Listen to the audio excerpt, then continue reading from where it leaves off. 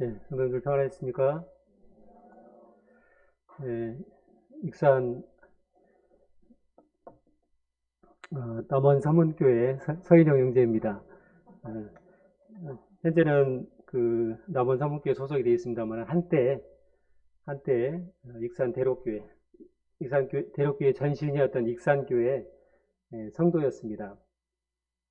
제가 19살부터 28살 때까지 익산에서 생활을 했었고 익산 교회에서 주님을 배웠었습니다.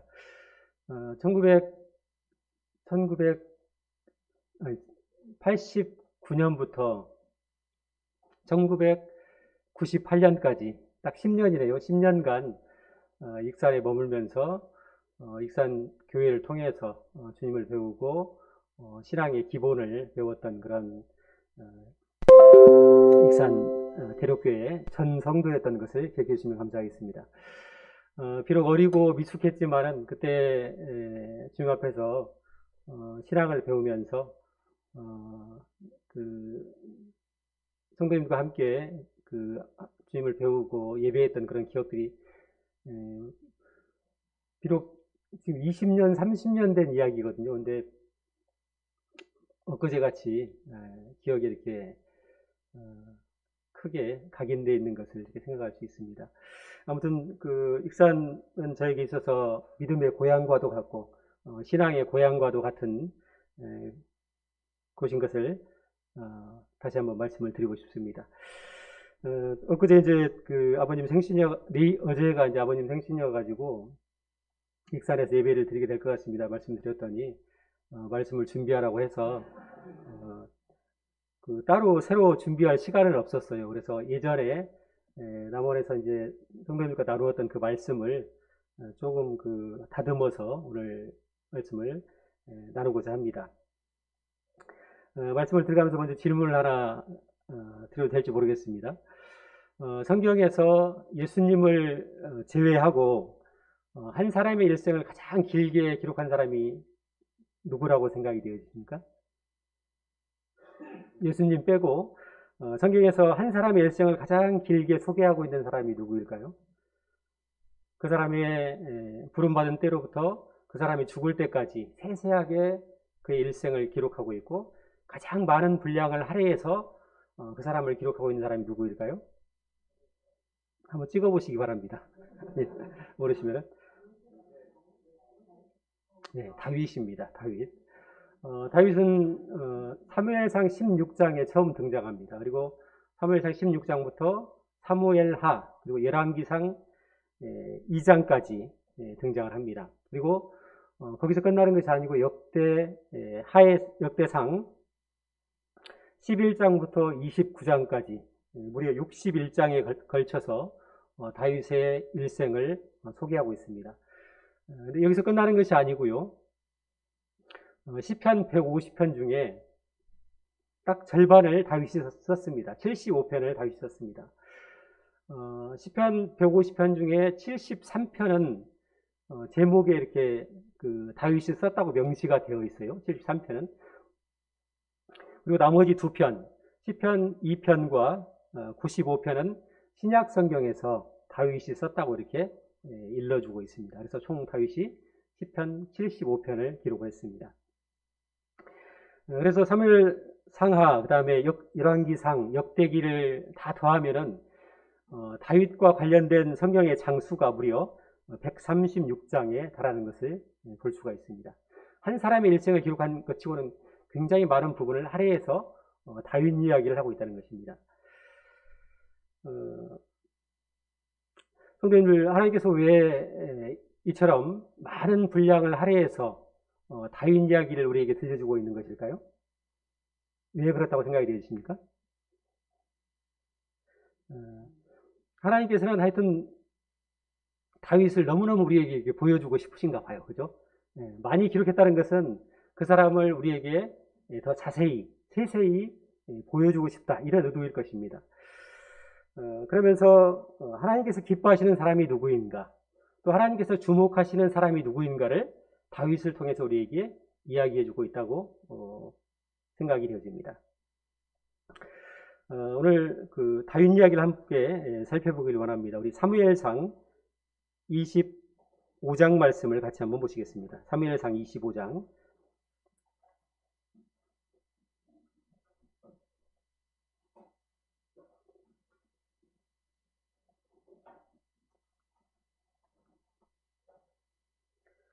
사무엘상 25장 1절로 4절까지를 교독하도록 하겠습니다. 제가 먼저 1절을 읽겠습니다. 2절을 읽어주시고 4절까지 읽도록 하겠습니다.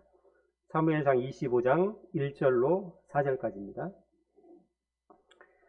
1절입니다. 사울이 죽음에 온 이스라엘 무리가 모여 그를 두고 슬피 울며 라마 그의 집에서 그를 장사한지라. 다윗이 일어나 바란 광야로 내려가니라.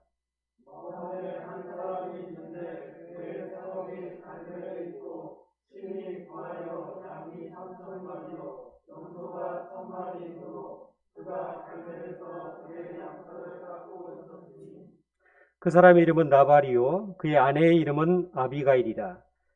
그 여자는 총명하고 용모가 아름다우나 남자는 완고하고 행실이 약하며 그는 갈렙 족속이었더라.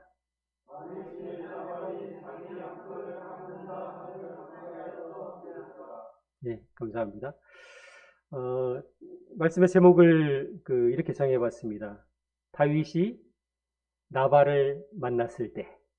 예전에 1980년대 말에 해리가 셀리를 만났을 때라는 영화가 있었는데, 거기에 착안해서 제가 다윗이 나발을 만났을 때라는 주제로 이렇게 한번 정해봤습니다. 성경을 유추해 보면은 다윗이 대략 16세에서 18세 즈음에 선지자 사무엘로부터 기름 부음을 받은 것 같습니다. 그리고 그 즈음에 골리앗을 죽였고, 그리고 이제 그 이후에 한 1년이나 2년 이후에 사울의 사위가 되고 또 군대의 지휘관이 되면서 그야말로 이스라엘 내에서 국민적인 영웅으로 부상하기 시작합니다. 근데 인기가 많아지면 적들도 많아지는 법이죠. 다윗을 시기하는 사람들이 많았습니다. 특별히 그의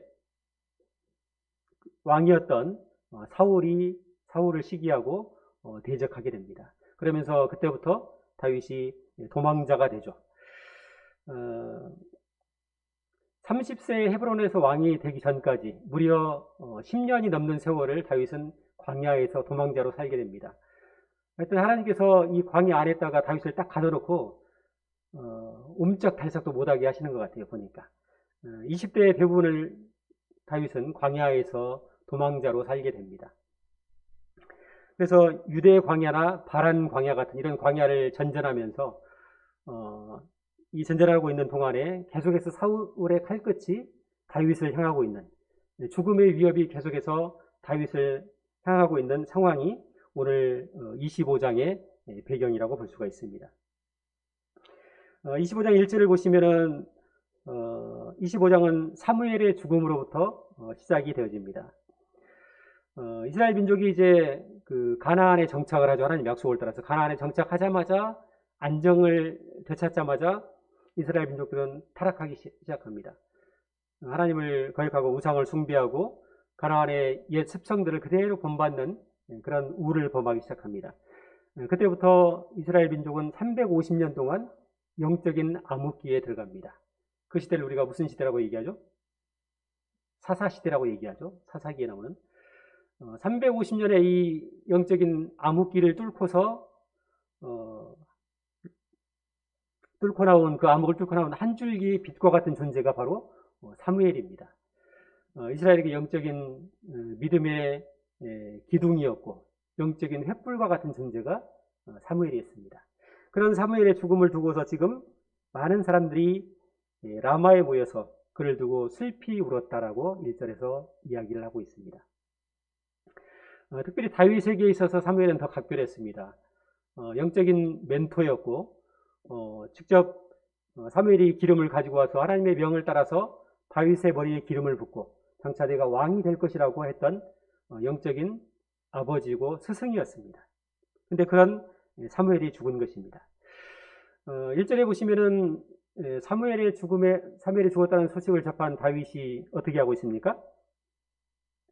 그 마지막 부분에 보시면은 다윗이 일어나 바란 광야로 내려가니라 이렇게 표현하고 있습니다. 선지자 사무엘이 죽었는데 다윗이 그 사무엘의 장지가 있는 라마로 가지 않고 바란 광야로 내려갔다고 1절이 표현하고 있습니다. 다윗이 지금 무슨 상황에 놓여 있죠? 다윗은 지금 도망자입니다. 사울이 3,000명의 추격대를 구성해서 계속 이잡듯이 지금 이스라엘 전역을 뒤지고 있는 상황이었어요. 사무엘이 죽었다고 해서 라마로 가게 되면은 반드시 거기서 체포되고 죽음을 맞이할 것입니다. 그래서 다윗은 사무엘의 장례식장에 가지도 못하고 오히려 남쪽 바란 광야로 내려갔다 이렇게 표현하고 있습니다. 원래 이제 다윗이 머물던 지역이 유대 광야였습니다. 이스라엘 지도를 보시면 여리고가 있고, 여리고는 이제 그 오아시스예요. 굉장히 그 수목이 울창한 지역입니다. 근데 이 여리고로부터 남쪽으로 약 100km가 길게 형성된 지역이 유대 광야라고 보통 일컬어지는 지역입니다. 그리고 이 유대 광야를 더 내려가면은 밑쪽에 네게부 사막이 있고 신 광야가 있고 바란 광야가 있습니다. 하여튼 남쪽 끝이라고 보시면 돼요. 이 바란 광야를. 다윗이 지금 바란 광야로 내려갔다. 이 얘기는 사울의 칼끝을 피해서 더 남쪽으로 더 멀리 도망갔다. 이런 의미로 우리가 볼 수 있는 것입니다. 다윗이 왜 바란 광야로 도망갔을까요? 두려움 때문이겠죠. 선지자 사무엘이 살아있을 때도 사울왕이 다윗을 죽이려고 혈안이 되어 있었는데 이제 영적인 기둥이었던 사무엘마저 죽은 시점에서 사울은 더 광분해서 다윗을 죽이려고 했을 것입니다. 그런 두려움 때문에 불가피하게 다윗은 남쪽 바란 광야를 택한 것입니다. 다윗이 바란 광야로 내려갔다. 이 표현에는 다윗의 슬픔과 절망이 묻어 있습니다. 상황이 좀 더 좋아져야 되는데 이 도망자의 세월이 기약 없이 언제 끝날지도 모르는 이 도망자의 세월이 더 심화되고 악화된 것입니다. 그나마 사무엘이 있을 때는 사울이 사무엘의 그 눈치를 보면서 생활했는데 이제 사무엘마저 사라진 시점에서 사울의 그 광분한 광기는 더해질 그런 상황이 있었습니다. 이런 상황이었습니다만은 하나님께서는 다윗을 향하여 계속해서 침묵하십니다. 아무 말씀도 안 하세요. 하나님께서 기뻐하시는 사람의 삶에도 어려움이 있고 절망이 있고 슬픔이 있는 것을 보게 됩니다. 이해할 수 없는 고난이 있는 것을 우리가 발견할 수가 있습니다. 하나님께서 내 마음에 맞는 사람이다, 내 마음에 합한 사람이라고 했던 이 다윗의 삶에도 외로움과 억울함을 견뎌야 하는 시간이 있는 것을 우리가 볼 수가 있습니다. 우리는 이해할 수 없죠. 그 상황에서 다윗이 그 상황을 이해할 수 있었을까요? 하나님도 참 이상하신 분이죠. 언제는 오셔가지고 넌 왕이 될 거야 하면서 기름을 부었는데 지금은 뭐 언제 죽을지 모르는 이런 위태위태한 상황이 있는 것을 보면서 거기다 또 더군다나 사무엘까지 죽어버린 이 상황에서 이제 암담한 현실입니다. 조금도 빛이 보이지 않는 암울한 상황입니다. 유대 광야를 전전하다가 유대 광야에서 더 쫓겨가지고 더 남쪽으로 지금 바란 광야까지 쫓겨가 있는 이 다윗의 상황을 우리가 볼 수가 있습니다. 우리가 종종 인생을 광야에 비유하곤 합니다. 광야를 한마디로 정리하면 성도님들 뭐라고 얘기하실 것입니까? 광야가 뭡니까? 이렇게 물으면 뭐라고 표현하시겠습니까? 저에게 물으면 이렇게 얘기할 것 같아요. 광야는 내 마음대로 되는 것이 하나도 없는 땅이다. 그래서 그 광야는 필연적으로 하루 한순간도 하나님을 의지하지 않고서는 살아갈 수 없는 땅이 광야인 것을 발견하게 됩니다. 우리가 인생을 살면서 나이가 더 들어갈수록 철이 조금 더 들어갈수록 발견하는 것이 그것입니다. 우리가 인생을 사는 동안에 하루 한순간도 하나님 없이 하나님을 의지하지 않고서 살아갈 수 없는 존재이다. 이것을 우리가 발견하게 되는 것입니다. 2절에 보시면은 이제 2절과 3절을 보겠습니다. 마온에 한 사람이 있는데 그의 생업이 갈멜에 있고 심히 부하여 양이 3,000마리요 염소가 1,000마리이므로 그가 갈멜에서 그의 양털을 깎고 있었으니 그 사람의 이름은 나발이요 그 아내의 이름은 아비가이다. 그 여자는 총명하고 용모가 아름다우나 남자는 완고하고 행실이 약하며 그는 갈렙 족속이었더라. 자, 이제 2절에서 한 사람을 소개하고 있습니다. 나발이라는 사람과 그의 아내 아비가일이 나오고 있습니다. 근데 그 나발을 소개하는 그 장면이 조금은 방식이 독특합니다. 다짜고짜 뭐라고 얘기합니까? 심히 부하고 양이 3,000마리고 염소가 1,000마리이다. 이 사람 이름을 얘기하기도 전에 뭐부터 얘기하고 있어요? 네, 재산 얘기부터 하고 있어요.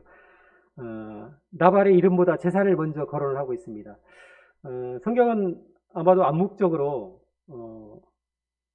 이 나발은 그의 존재 자체보다도 재산이 더 귀한 사람, 그가 가장 중요하게 인생에서 가장 중요하게 여기는 것은 재산이다 이 얘기를 하고 싶은 것 같아요. 그래서 그의 이름을 말하기 전부터 이미 막 심히 부하고 양이 3,000마리고 염소가 1,000마리였다 이 얘기부터 꺼내고 있습니다. 그리고 3절에서는 이 남자는 완고하고 행실이 악하였다 이렇게 표현하고 있습니다. 나발이라는 이름의 그 히브리어 뜻이 뭐냐면은 미련한 자입니다. 또는 우매한 자라고도 이렇게 표현할 수 있겠습니다. 근데 부모가 자식이 태어나면은 이름을 보통 부모님이 지어주죠. 근데 부모가 자식의 이름을 지을 때 어떻게 짓습니까? 대충 그냥 뭐 드라마에 나오는 이름 대충 따가지고 짓진 않잖아요. 그죠? 평소에 생각하고 기도하고 그 아이를 향한 소원과 기대를 품고 그의 이름을 짓는 것입니다. 그래서 이름은 굉장히 중요한 것이에요. 근데 어느 부모가 자기의 아들을 미련한 자라고 이름을 지을 사람이 누가 있겠어요? 그죠? 그래서 여기서 나오는 이 나발이라는 이름은 본명이 아닌 별명이라고 볼 수 있을 것 같습니다. 나발을 오랜 기간 경험했던 사람들에 의해서 불려진 별칭, 그것이 아마 나발이었을 것으로 추정이 되어집니다. 3절에서 나발은 갈렙 족속이라 이렇게 표현을 하고 있습니다. 갈렙 족속이면 12지파 중에 어느 지파일까요? 유다 지파입니다. 다윗이 무슨 지파죠? 유다 지파입니다. 그죠? 그래서 지금 이 나발은 다윗과 같은 지파예요. 갈렙이 여호수아 시대에 그 헤브론, 예루살렘에 있는 그 헤브론 산지를 바라보면서 이 산지를 저에게 주십시오 이렇게 요청을 하죠. 그리고 갈렙이 나이가 많은 나이에도 불구하고 그 헤브론을 점령해서 그 땅을 갈렙 족속이 소유하게 됩니다. 근데 지금 여기 나오고 있는 나발이 거주하고 있는 이 마온과 갈멜, 이 지역은 어디냐면은 헤브론이 있으면은 헤브론 남쪽에 있는 그 지역인 것을 바로 아래 지역인 것을 볼 수가 있습니다. 다시 말해서 이 나발은 조상 때부터 물려오던 그 헤브론 산지, 거기에 딸린 갈멜과 마온 지역을 조상으로부터 상속한 사람이라고 이렇게 볼 수가 있겠습니다. 3절에 보면은 그의 아내가 소개가 되고 있습니다. 그 아내의 이름은 아비가일이라. 그 여자는 총명하고 용모가 아름다웠다 이렇게 표현하고 있습니다. 많은 청년 형제님들이 아비가일 같은 여인을 이상형으로 꼽죠. 성경은 분명히 여기서 총명하고 용모가 아름다웠다. 총명이 먼저 나오고 그 다음에 그 용모가 아름다웠다는 것이 뒤가 나오는데 아마 우리 청년 형제님들의 눈에는 용모가 아름다웠다 이것부터 보일 거예요. 그죠? 용모가 아름다웠고 총명했다더라 이렇게 표현할 것입니다. 성경에서 얼굴이 아름다우면서 내면까지 아름다웠다 이렇게 소개하고 있는 사람은 많지가 않습니다. 구약 성경에서 굳이 들춰내자면은 사라가 심히 아름다웠다고 표현하고 있고 리브가도 심히 아름다웠다고 표현하고 있습니다. 그리고 이제 에스더나 여기 나오는 아비가일 한 4명 정도를 굳이 찾자면 찾을 수 있을 것 같아요. 신약 성경에서는요? 신약 성경에는 애초에 언급이 없어요. 그런 내용이 없습니다. 용모도 아름답고 내면도 아름다웠다는 사람은 많지 않습니다. 우리가 보통 구약 역사를 4,000년으로 잡는데요. 4,000년 역사 중에서 굳이 들촌에서 찾은 사람이 4명입니다. 그죠? 그러면 몇 년에 한 번 걸어 나온 겁니까? 1000년에 한 번이죠. 그래서 우리 청년생님들은 두 가지를 모두 소유하신 분을 굳이 찾겠다고 그 어려운 작업을 하실 필요가 없는 것을 우리가 발견할 수 있습니다. 1000년에 한 명이 나올까 말까 한 이 상황을 두고서 어려운 선택을 하지 않았으면 좋겠다는 생각이 듭니다. 총명하고 아름다운 아비가일이 어쩌다가 미련한 자이고 우매한 자인 나발과 함께 살게 되었는지 모르겠어요. 아마 고대의 결혼이라는 것이 본인의 어떤 의지나 선택과 관계없이 부모님들의 그 합의에 의해서 이루어진 경우를 봤을 때 아마 아비가일도 본인의 의사와 관계없이 나발과 결혼하는 것으로 이렇게 보여집니다. 재미있는 것은 한 집안에 지금 미련함과 총명함이 동거하고 있다는 것입니다. 연합될 수 없는 구조이죠. 아비가일도 그 나발과 함께 살았던 함께 사는 것이 그다지 유쾌하지는 않았던 것 같아요. 나중에 하나님께서 나발을 쳐서 죽이시죠. 나발이 죽고 나서 다윗이 사람을 보내서 아비가일에게 청혼을 했을 때에 성경은 아비가일이 어떻게 했다고 얘기하냐면은 아비가일이 급히 일어나서 따라갔다 이렇게 표현하고 있습니다. 아마 아비가일도 나발과 살았던 그 삶이 그다지 유쾌하지 않았던 것으로 이렇게 보여집니다. 2절을 마지막 부분에 보시면은 나발이 갈멜에서 그의 양털을 깎고 있었다 이렇게 표현하고 있습니다. 성경에는 갈멜 지역에 대해서 두 종류의 갈멜이 있는 것을 우리가 확인할 수가 있습니다. 첫 번째는 이스라엘 이 지도에서 보시면은 서북쪽, 그러니까 지중해를 바라보고 있는 이 갈멜이 있어요. 그 갈멜은 선지자 엘리야가 머물던 갈멜산, 우리가 보통 얘기하는 갈멜산, 그 지역을 갈멜이라고 할 수 있습니다. 아무튼 성경에서 말하고 있는 이 갈멜은 대부분 엘리야가 거주했던 이 지중해를 바라보고 있는 이 갈멜을 얘기합니다. 그리고 지금 2절에서 얘기하고 있는 이 갈멜은 이제 유대의 광야에 속해 있는 아주 작은 마을을 가리켜요. 그래서 지금 이 마온과 갈멜, 이 두 지역은 불과 거리가 한 3.5km 밖에 떨어지지 않은 굉장히 가까운 그 마을입니다. 근데 이곳이 나발의 고향이라고 이렇게 얘기를 해주고 있습니다. 마온과 갈멜 지역은 여호수아서에 봐도 거기 나오고 있습니다. 그 두 지명이 나오고 있습니다. 제가 그 구글 위성 사진, 인터넷으로 이제 구글 위성 사진을 이렇게 찾아가지고 마온과 갈멜이 어디인가 찾아보니까 재미있는 것은 지금도 영어로 이제 마온, 갈멜, 지금도 그 구글 위성 지도에 마온과 갈멜이 지금도 쓰이고 있습니다. 여호수아 시대 3,500년 전에 썼던 그 지명을 현대에도 똑같이 쓰고 있는 거예요. 지금도. 성경이 얼마나 진실하고 사실인가를 우리가 확인할 수 있는 것이죠. 2절에 보시면 양털을 깎고 있었다 이렇게 얘기하고 있습니다. 유목민에게 있어서 양털을 깎는다고 하는 것은 농부가 추수를 하는 날과 같은 날입니다. 하나님께서 비를 내리시고 햇빛을 주시고 바람을 주셔서 얻은 이 축제의 날이고 기쁨의 날입니다. 이날은 다른 음식을 준비해서 주변의 사람들을 초대해서 함께 기뻐하고 하나님의 은혜를 누리는 날입니다. 기리는 날입니다. 25장 8절에 보시면은 이 다윗의 부하들이 그 나발에게 가서 했던 말이 있습니다. 우리가 좋은 날에 왔은즉 이렇게 표현하고 있습니다.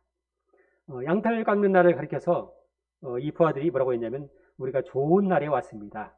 축제의 날이고 감사할 날이고 은혜의 날에 우리가 왔습니다. 이렇게 얘기를 하고 있습니다. 이스라엘 유목민들은 보통 1년에 2번 정도 양털을 깎는다고 합니다. 봄에 한 번 깎고 가을에 깎는데 하나님께서는 신명기 24장에서 추수에 관련된 말씀을 하실 때 이렇게 말씀하십니다. 너희가 추수를 하는 날, 하나님께서 주신 이 소출을 거두는 그 날에는, 이 축제의 날에는 너희가 반드시 레위인과 나그네와 고아와 과부를 돌아보라 이렇게 하나님께서 부탁을 하십니다. 가난하고 어려운 사람들을 이 소출을 거두는 그날에 반드시 살피고 돌아볼 것을 말씀하고 있습니다. 25장 4절로 한번 넘어가 보겠습니다. 25장 4절과 4절에서 6절까지를 제가 읽어드리겠습니다. 다윗이 나발이 자기 양털을 깎는 다음을 광야에서 들은지라. 다윗이 이에 소년 10명을 보내며 그 소년들에게 이르되 너희는 갈멜로 올라가 나발에게 이르러 내 이름으로 그에게 문안하고 그 부하게 사는 자에게 이르기를 너는 평안하라, 내 집도 평강하라, 내 소유의 모든 것도 평강하라. 다윗이 1절에서는 바란 광야로 내려갔다고 얘기했는데 어느새 지금 유대 광야로 다시 올라와 있는 것을 발견할 수가 있습니다. 그러면서 지금 나발이 살고 있는 이 마온과 갈멜 지역에까지 올라와서 이렇게 거주하고 있는 것을 볼 수가 있습니다. 아마 다윗이 사울의 칼끝을 피해서 바란 광야로 내려갔지만은 바란 광야는 사람이 생존할 수 있는 땅이 아닙니다. 모세도 출애굽기에서 이 바란 광야를 가리켜서 뭐라고 표현했냐면은 크고 두려운 광야다 이렇게 묘사를 하고 있어요. 얼마나 모세가 광야 전문가잖아요. 그죠? 40년 동안 광야를 경험한 사람이에요. 근데 이 바란 광야를 경험하고 나서는 혀를 내두르면서 크고 두려운 광야라 이렇게 표현하고 있습니다. 다윗이 아마 거기서 견디지 못하고 지금 다시 유대 광야로 다시 올라온 것입니다. 더군다나 다윗이 홀몸이 아니었습니다. 홀 단신으로 올라온 것이 아닙니다. 그에게 장정만 600명이 있었고 또 이 장정들에 딸린 아내와 식솔들, 가족들이 있었습니다. 리더에게 있어서 가장 중요한 덕목 중에 하나가 뭐냐면은 가족을 부양하는 거죠. 먹이는 일이 가장 중요한 일 중에 하나입니다. 그래서 다윗이 이 바란 광야에서 생존하지 못하고 다시 유대 광야로 이렇게 올라온 듯 보입니다. 그리고 유대 광야에서 자리를 잡았는데 그 지역이 어디냐면은 이 마온과 갈멜, 나발이 살고 있는 이 지역에 거주를 하게 된 것입니다. 그래서 지금 600명의 장정들과 다윗의 장정들과 이 나발의 목자들, 양을 치는 목자들과 함께 이렇게 어울려 살게 된 이런 상황에 있는 것입니다. 이곳이 광야 지역이다 보니까 광야는 법과 질서가 없는 곳이죠. 무법천지입니다. 그야말로. 사막의 약탈자 아말렉이 끊임없이 약탈을 시도하는 곳이 이 광야 지역입니다. 그리고 강도떼가 끊임없이 출몰하는 것이 이곳입니다. 또 사나운 짐승들이 끊임없이 가축을 노리고 양떼를 습격하는 곳이 이런 일들이 빈번하게 일어나는 곳이 광야입니다. 그런데 지금 다윗이 올라와서 이 마온과 갈멜 지역에 머물면서 나발의 이 양떼를 돌봐주고 그 목자들을 지켜주고 있는 역할을 했다고 성경이 말하고 있습니다. 우리 15절을 한번 보시겠습니다. 15절을 보시면은 이 나발의 종들이 이렇게 고백을 하고 있습니다. 15절. 우리가 들에 있어 그들과 상종할 동안에 그 사람들이 우리를 매우 선대하였으므로 우리가 다치거나 이런 것이 없었으니, 지금 다윗의 부하들이 우리를 선대했다고 지금 이 나발의 종들이 고백하고 있는 것입니다. 16절. 우리가 양을 지키는 동안에 그들이 우리와 함께 있어 밤낮 우리에게 담이 되었습니다. 울타리가 되어줬다고 이렇게 고백을 하고 있는 것이죠.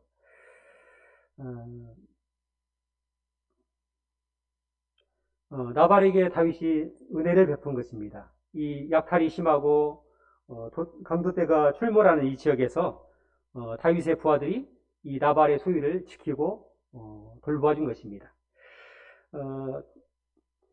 요세푸스, 유대 역사가였던 요세푸스의 유대 고대사라는 책이 있습니다.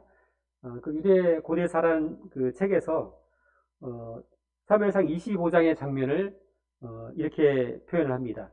다윗이 자기와 함께하는 이 600명의 부하들에게 뭐라고 얘기를 했는가, 그 내용이 유대 고대사에 나오는데 이렇게 당부를 합니다. 다윗이 이제 부하들에게 하는 얘기예요. 양식이 없어서든지 들에 보는 사람이 없어서든지 이 위화를 막론하고 나발의 가축을 건드리지 말라. 남의 소유를 건드리는 행위는 하나님의 뜻에 어긋나는 무서운 범죄 중에 하나이다. 성경에 이런 내용이 안 나와 있습니다만 그 요세푸스의 유대 고대사에서는 다윗이 이렇게 자기 부하들에게 나발의 소유를 침해하지 말라고 당부하는 내용이 나옵니다. 아마 이런 배경 하에서 나발이 양털을 깎는 이 축제의 날, 이 기쁨의 날에 다윗이 조심스럽게 사람을 보내서 몇 명을 보냅니까? 10명의 부하를 보내서 저 같으면 한 100명 보낼 것 같은데 다윗은 하여튼 그 경우와 예제를 아는 사람 같아요. 한 10명 보내가지고 정말 신중하게 손에 잡히는 대로 저에게 음식을 좀 나눠주십시오. 많은 음식을 차리는 날이거든요. 이렇게 정중하게 요청을 한 것입니다.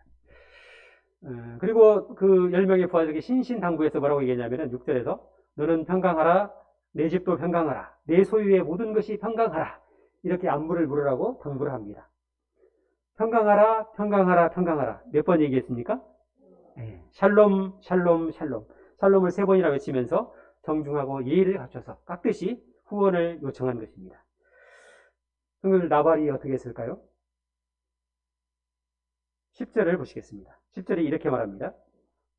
나발이 이렇게 말합니다. 나발이 다윗의 사원들에게 대답하여 이르되 다윗은 누구며 이새의 아들은 누구냐? 요즘에 자기 주인에게서 억지로 떠나는 종이 많도다. 내가 어찌 내 떡과 물과 내 양털 깎는 자를 위하여 잡은 고기를 가져다가 어디서 왔는지도 알지 못하는 자들에게 주겠느냐 한지라. 나발이 어렵게 후원을 요청하고 있는 다윗에게 다윗을 모욕하고 뿐만 아니라 누구를 모욕합니까? 이새의 아들, 아버지를 모욕합니다. 다윗의 아버지를 모욕합니다. 도와줄 마음이 없으면은 그냥 나도 딸린 식구가 많고 하니까 좀 형편이 변변치 않다. 다음에 좀 한번 도와주겠다. 이렇게 하면 좋은데 그의 이름 그대로 정말 미련하게 말하고 다윗을 모욕하고 맙니다. 14절을 한번 보시겠습니다. 14절에 보시면은 다윗의 하인들 중 하나가 이제 아비가일, 그 아내에게 보고를 하는데 이렇게 말합니다. 14절 하인들 가운데 하나가 나발의 아내 아비가일에게 말하여 이르되 다윗이 우리 주인에게 문안하러 광야에서 전령들을 보냈거늘 주인이 그들을 어떻게 했습니까? 모욕하였나이다. 다른 성경에서는 이 모욕했다는 표현을 뭐라고 했냐면은 욕을 퍼부었나이다 이렇게 표현을 하고 있습니다. 더 실제적이죠. 욕을 퍼부어서 돌려보냈다 이렇게 말하고 있습니다. 동정을 못할 망정 쪽박까지 깨면 안 되는데 다윗을 모욕하고 능멸을 했습니다. 잠언 20장에 보면 이런 말씀이 있어요. 다툼을 멀리하는 것이 사람에게 영광이거늘 미련한 자마다 다툼을 일으키느니라. 하여튼 나발은 그 이름에 정말 충실하게 산 것 같아요. 그죠? 그 이름 그대로 정말 충실하게 살았어요. 다툼을 일으키고 있습니다. 다윗이 자기 소년들을 몇 명을 보냈다고 그랬습니까? 10명을 보냈습니다. 근데 저 같으면 그렇게 안 했을 것 같아요. 저 같으면은, 물론 이제 그렇게 하진 않을 겁니다. 고려는 해볼 수 있을 것 같아요. 저 같으면 한 100명, 600명이나 있으니까, 그 다 돌리면 뭐합니까? 그 중에 100명을 선발할 것 같아요. 얼굴에 아주 험악하고, 얼굴에 칼자국 있으면 더 좋습니다. 그죠? 몸에 문신이 막 있다든지, 용문신 막 이렇게 있으면, 그런 사람들 선발을 해가지고, 조를 짜서, 앞에 가는 사람은 그 양털 깎는 그 잔치 자리에 가가지고, 가자마자 너희는 거기 의자를 걷어차라. 걷어차고, 그 뒤에 그 두 번째 진영은 칼을 이렇게 뺐다가 계속 뽑았다 뺐다 이렇게 계속 하고, 100명이 그런 위협을 가하게 된다면은 와가지고 좀 도와달라고 하면 안 주겠습니까? 위협이 돼서라도 줄 수밖에 없는 상황이죠. 그러나 다윗은 하나님의 사람이었습니다. 약탈하지 않고 강탈하지 않고 위협하지 않았습니다. 그리고 하나님의 방법대로 하나님의 사람답게 행동을 합니다. 다윗이 모시를 당하고 능욕을 당했습니다. 모욕을 당했습니다. 하나님께서는 왜 이것이 필요한지 모르겠습니다만은 이런 것까지도 다윗에게 허락을 하십니다. 11절에 보시면은 이렇게 말하죠. 나발이 뭐라고 얘기합니까? 내가 어찌 내 떡과 물과 내 양털 깎는 자들에게 잡은 고기를 가져다 주겠느냐. 아까 그 나발을 소개할 때 성경이 뭐라고 표현했습니까? 그의 이름보다도 재산을 먼저 얘기했죠. 근데 이게 그의 성향이 그대로 드러납니다. 내 떡과 내 물과 내 고기. 원어 성경, 히브리어 원어 성경에서는 이 11절을 뭐라고 표현하고 있냐면은 내 떡과 내 물과 내 고기다 이렇게 표현을 하고 있습니다. 나발이. 성도들 나발이 갈렙 족속이면 유대인이고 유다 지파입니다. 어려서부터 필연적으로 살아계신 하나님에 대해서 배워왔을 것이고 하나님의 율법을 배운 사람입니다. 근데 나발을 봤을 때는 그 안에 하나님을 아는 지식이 전혀 없는 것을 우리가 발견할 수가 있습니다. 하나님을 조금이라도 아는 사람이었다고 하면은 이렇게 말하지는 않았을 것입니다. 우리는 이 땅에서 단지 청지기일 뿐입니다. 내 것은 없습니다. 하나님의 것이죠, 모든 것이. 잠시 우리에게 하나님이 맡기시고 이 맡기신 것을 이 주인의 뜻에 맞게끔 잘 사용하다가 다시 고스란히 돌려드리고 가야 하는 것이 이 청지기의 삶인 것입니다. 근데 나발은 이러한 진리, 이러한 원리에 대해서 전혀 이해하지 못하고 있었습니다. 36절에서 36절 한번 보실까요? 아비가일이 나발에게 돌아오니 그가 왕의 잔치와 같은 잔치를 그 집에 배설하고 크게 취하여 마음이 기뻐하므로 아비가일이 밝은 아침까지도 아무 말도 하지 아니하다가 나발이 다윗을 모욕하고 내쫓은 이후에 한편으로는 자기를 위해서는 어떻게 하고 있습니까? 왕의 잔치 같은 잔치를 배설해서 그 집에 배설했다 이렇게 표현하고 있습니다. 다윗의 은혜를 저버렸고 하나님께서 나그네를 보살피라는 이 율법도 저버렸습니다. 오직 자신만을 위해서 성대한 잔치를 베풀고 있는 나발의 우매함과 미련함을 여기서 발견할 수가 있습니다. 다윗이 이제 무시를 당하고 모욕을 당했습니다. 다윗이 어떻게 할까요? 12절을 한번 보시겠습니다. 12절. 이에 다윗의 소년들이 돌아가서 자기 길로 행하여 돌아와 이 모든 말을 그에게 전하매 13절입니다. 다윗이 자기 사람들에게 이르되 너희는 각기 칼을 차라 하니 각기 칼을 차매 다윗도 자기 칼을 차고 400명가량은 데리고 올라가고 200명은 소유물 곁에 있게 하니라. 21절을 한번 보시겠습니다. 21절. 다윗이 이미 말하기를 내가 이자의 소유물을 광야에서 지켜 그 모든 것을 하나도 손실이 없게 한 것이 진실로 하사라. 그가 악으로 나의 선을 갚는도다.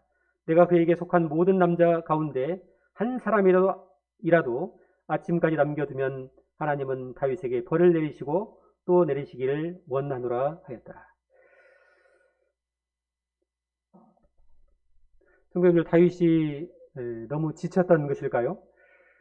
사무엘이 죽고 나발로부터 모욕을 당하면서 다윗이 통제력을 잃어가는 모습을 발견하게 됩니다.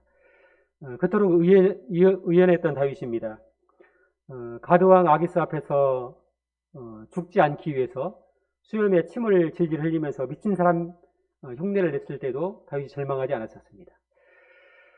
놋땅의 그 제사장 85명을 사울왕이 죽이고 그 성에서 남녀노소를 죽이고 젖먹이까지 칼로 도륙할 때에도 다윗이 흔들리지 않았었습니다. 또 이 블레셋 족속에 의해서 계속해서 약탈을 당하는 그일라 주민을 도망자인 신분임에도 불구하고 자기 민족을 사랑해서 그일라 사람들을 도왔는데 그 그일라 사람들이 다윗을 배신했어요. 그때에도 다윗이 낙심하지 않았었습니다.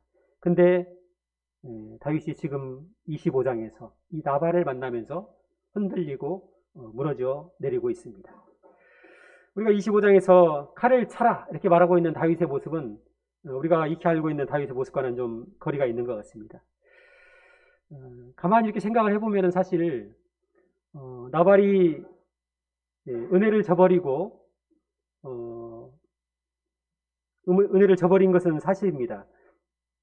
하지만 음식을 주고 안 주고는 사실 나발의 그 권한이거든요. 또 음식을 주지 않았다고 해서 모욕을 좀 했다고 해서 죽일 만큼 그렇게 큰 죄를 지은 것인가, 이것도 한번 고민해 볼 필요가 있는 것 같습니다. 그리고 지금 다윗은 나발 한 사람을 죽이겠다는 것이 아니고 나발에게 속한 모든 남자를 쓸어버리겠다고 지금 이야기하고 있는 것입니다. 영적인 아버지였던 사무엘이 죽고 그의 죽음을 슬퍼할 겨를도 없이 바란 광야로 쫓겨서 도망쳐 나왔었습니다. 근데 다윗을 더 비참하게 하는 것은 뭐였냐면은 목구멍이 포도청이라고 이 광야 아래서 어떻게 먹고 살아야 하는가, 이 문제가 절실한 현실로 다가오고 있었습니다.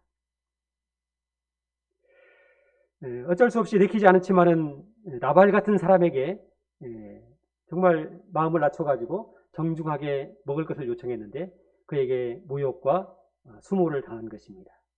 그러면서 이 감당할 수 없는 절망이 다윗에게 찾아온 것 같습니다.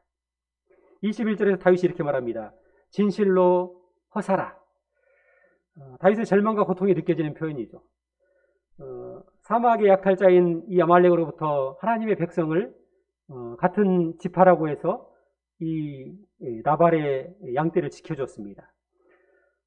본인도 지금 코가 석자예요. 사실은 도망자 아닙니까? 그럼에도 불구하고 하나님의 말씀과 하나님의 가르침을 따라서 하나님의 백성을 지키고 선대하고 도왔는데 지금 이런 모욕을 당하고 있는 것입니다.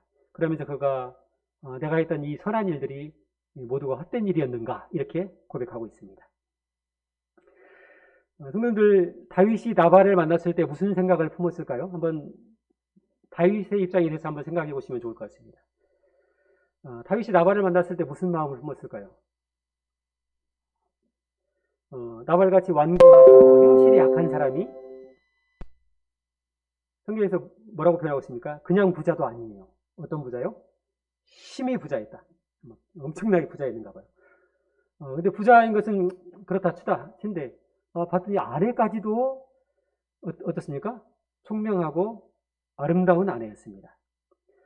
나발같이 악한 사람은 떵떵거리고 부자로 잘 살고 있는데 도대체 나는 뭔가, 나는 누구인가 하는 절망이 있었을 것 같아요.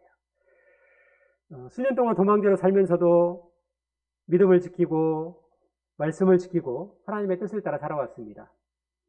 지금까지 힘들어도 하나님께서 나를 지키시고 나를 지켜보신다는 그 믿음 하나로 의롭고 정결하게 살아왔습니다. 근데 그 믿음으로 살아온 세월이 도대체 무슨 의미가 있는가? 이런 절망감이 다윗에게 든 것 같습니다. 나발같이 완고하고 하나님을 모르고 무지한 사람, 악한 이 사람에게 무시를 당하고 모욕을 당하는 나는 누구인가? 다윗의 눈이 분노 중에 어두워져 버렸습니다. 그리고 도와드리게 뭐라고 합니까? 칼을 차라, 이렇게 얘기하고 있습니다. 성경도 분노에도 두 종류가 있습니다. 어떤 사람은 막 분노를 표출하는 사람이 있죠. 소리 지르고 길길이 뛰면서 나 말리지 마, 나 오늘 막 일내고 말 거야, 이런 사람들은 그냥 가만히 놔두면은 조금 있으면은 이렇게 별 문제 없이 잠잠해집니다. 근데 정말 무서운 분노는 감정으로 표출하지 않고 행동으로 옮기는 분노가 가장 두려운 것입니다. 차가운 분노죠. 분노가 의지가 되면은 무서운 결과를 초래할 수가 있습니다. 다윗이 칼을 찹니다. 그리고 다윗의 생애에서 유례가 없는 명분 없는 살육과 감정적인 보복을 감행하려고 하는 이런 상태에 있습니다. 무너져 내리는 다윗을 우리가 발견하게 됩니다. 그런데 감사하게도 다윗이 무너졌을 때 이 무너진 다윗을 지키시는 하나님이 계셨습니다. 다윗이 시편 23편에서 내 평생에 그의 선하심과 인자하심이 반드시 나를 따른다고 고백했던 그 고백처럼 하나님께서 무너진 이 다윗을 지키고 보호하십니다. 하나님께서 이 총명한 여인 아비가일을 보내서 다윗의 마음을 돌이키게 합니다. 25장 23절부터 31절까지는 아비가일이 다윗에게 하고 있는 이야기예요. 지금 다윗이 어떤 상태입니까? 눈이 지금 정상적인 눈입니까? 아니죠. 눈이 지금 완전히 뒤집혔어요. 칼을 지금 빼들었잖아요. 그죠? 400명을 지금 가지고 와서 완전히 다 쓸어버리겠다. 지금 이런 분기탱천에서 지금 나발의 집을 향하고 있는 것입니다. 근데 아비가일이 그 길목에서 다윗을 만납니다.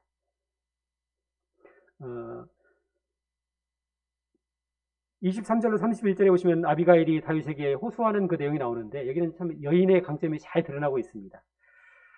잠언 25장에 이런 말씀이 있죠. 부드러운 혀는 뭐를 꺾는다고요? 뼈를 꺾느니라. 부드러운 혀가 뼈를 꺾는다는 말씀이 있는데, 아비가일의 이 부드러움이 다윗의 이 강함, 분노로 점철된 이 강함을 능히 이기는 것을 볼 수가 있습니다. 아비가일은 23절부터 31절까지 다윗에게 이야기합니다. 다윗에게 말하면서 여호와께서라는 표현을 여호와께서 하셨습니다. 여호와께서 하신 것입니다. 이런 표현을 무려 7번에 걸쳐서 이야기하고 있습니다. 그러면서 분노로 가려진 이 다윗의 어두워진 눈을 하나님의 관점에서, 믿음의 관점에서 다시 바라보도록 다윗을 돕고 있는 것을 볼 수가 있습니다. 다시 흥분을 가라앉히고 믿음의 안목으로 이 상황을 바라볼 수 있도록 일깨워주고 있는 것을 볼 수가 있습니다. 그래서 남자에게는 돕는 배필이 필요한 것입니다. 남자가 아무리 똑똑하고 훌륭해도 불완전한 존재입니다. 돕는 배필이 그 곁에 있을 때에 비로소 온전해지는 것을 우리가 확인할 수가 있습니다.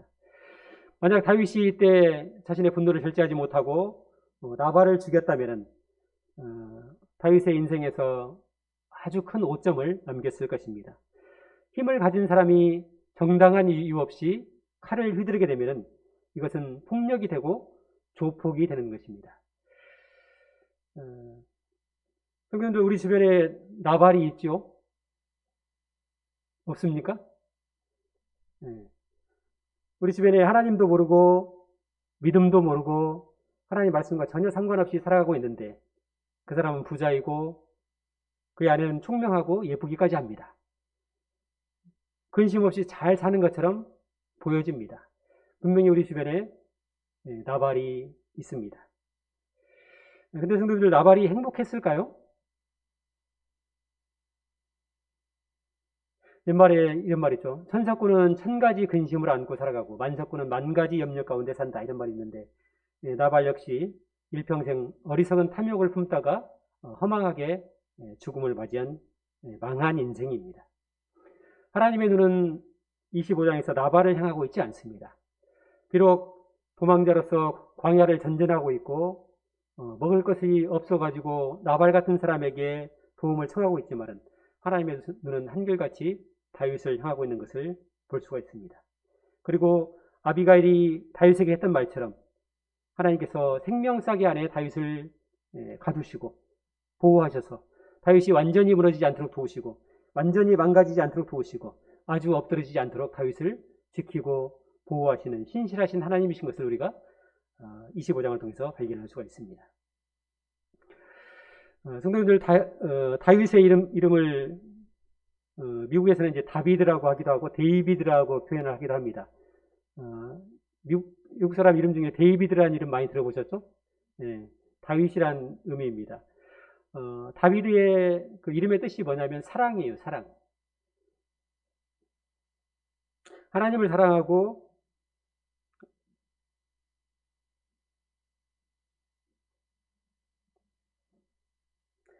사람을 사랑했기 때문에 왕으로 세워서 하나님의 대리자로 하나님이 세우셨던 사람, 다비드입니다.